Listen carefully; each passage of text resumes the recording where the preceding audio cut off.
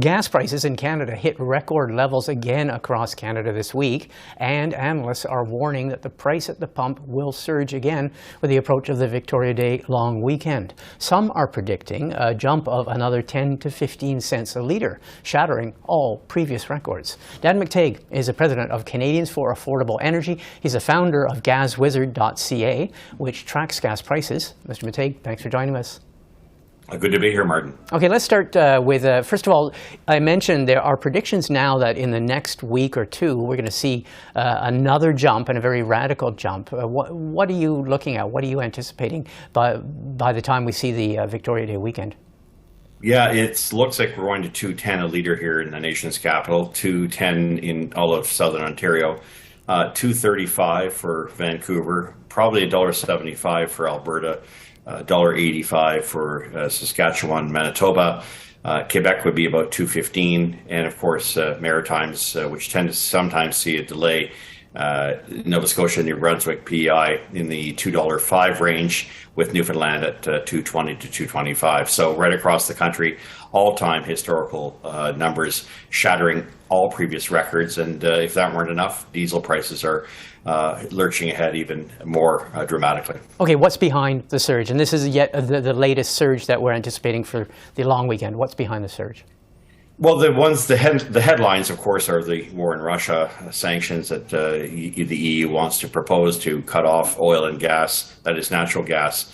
Talk of COVID recovery, surging demand. But the bigger issue is actually more structural, more fundamental, and that's a supply shortage. Years of underinvestment, undercapitalization, divestment, ESG.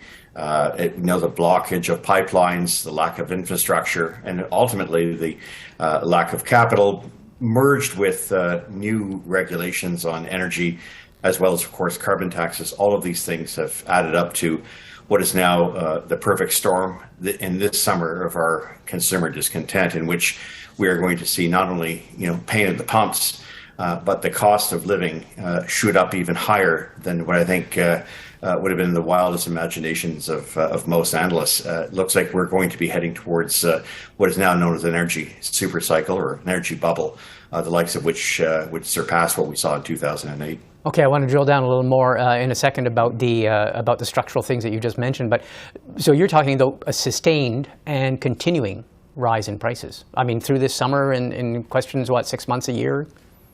Yeah, I mean, look, we're up 80 cents a litre for gasoline year over year.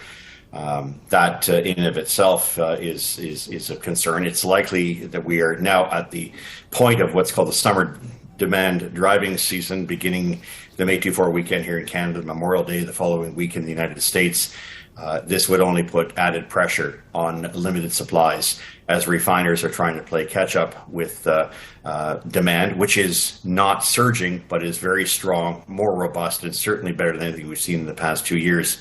But there just doesn't seem to be the ability to meet that kind of demand, especially on the diesel side, which in turn is impacting gasoline. East Coast has lost 3 refineries. That is 1, the Come By Chance refinery here in Canada, and 2 in the Philadelphia area, home to the largest area of petroleum consumption anywhere in the world. So that takes in New York, Washington, Boston, Philadelphia, and the like. So we have a lack of refining capacity, and that's been a chronic problem. So lack of refining capacity. You talked about increased demand. I mean, post-pandemic, increased demand.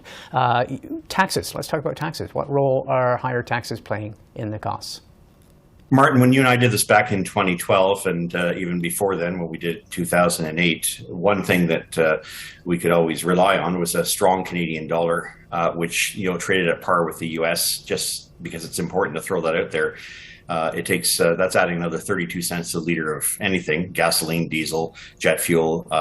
But in terms of taxation itself, back at that time, we didn't have, for instance, in my province, an 8% provincial sales tax on fuel.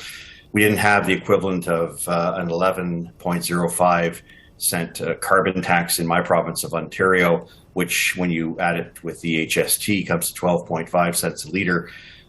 So taxation has played a very important role. And as I have sort of stressed the idea of the tax on tax, the ad valorem tax, the 5% GST and the 7% or 8% in my province, provincial sales tax. Further east you go, that tends to be 15%. That really just compounds those higher prices, and it's leading to, for many people, an untenable situation this summer. What do you say to people who say higher gas prices are actually essential for driving the decarbonization of our economy? Well, I think you don't have to, destroy the economy in order to get there. I think we're already proving that. My old riding had the first nuclear non-emitting reactors 50, 60 years ago, commercial in North America. It didn't take a carbon tax or an awareness campaign to let people know. Things like sequestration, the Boundary Dam that was created in Saskatchewan did not happen in the environment where you had to force people to say we have to do these things. I think you let the markets do what the markets can do, but don't try to get ahead of them as they did in Europe, or you wind up being the plaything of someone else. In this case, Europe's desire to decarbonize while getting rid of fossil fuels has had the unpredictable. Perhaps predictable, but unenviable and perhaps unintended consequence of putting them in very much the straitjacket they find themselves in which the initiatives towards decarbonization have lost significant ground and credibility.